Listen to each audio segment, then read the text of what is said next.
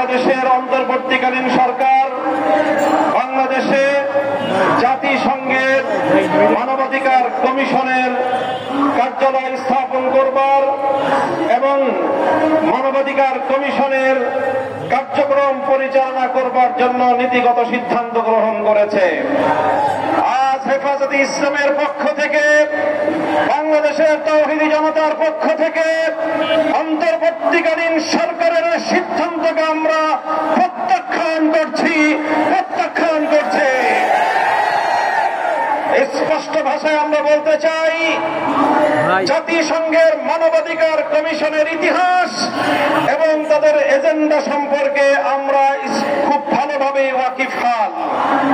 আমরা বাংলাদেশের মানুষের পক্ষ থেকে এদেশের স্বাধীনতা সার্বভৌমত্ব রক্ষার স্বার্থে বাংলাদেশের মানুষের আবহমান কাল থেকে চলে আসা ধর্মীয় ইতিহাস এবং ঐতিহ্য রক্ষার স্বার্থে জাতিসংঘের মানবাধিকার কমিশনের কার্যক্রমকে বাংলাদেশে পরিচালনা করবার সিদ্ধান্তকে রুখে দেওয়ার সিদ্ধান্ত ঘোষণা করছে।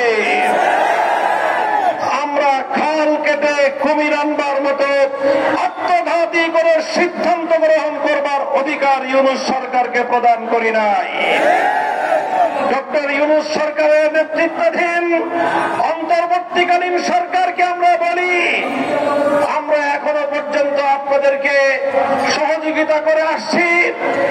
দেশের ফ্যাসিবাদ বিরোধী যে সংগ্রাম, সেই সংগ্রামে হাজারো লাখো মানুষের আত্মত্যাগ এবং রক্তের উপর তৈরি মস্তদে আপনারা বসেছেন শহীদের রক্তের সঙ্গে গাদ্দারি করার জন্য নয়।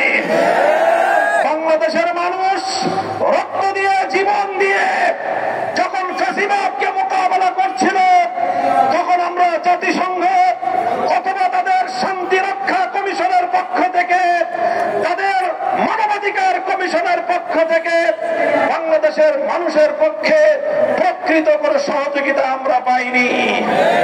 এদেশের মানুষ রক্ত দিয়ে, জীবন দিয়ে ফ্যাসিবাদ থেকে নিজেদেরকে মুক্ত করেছে।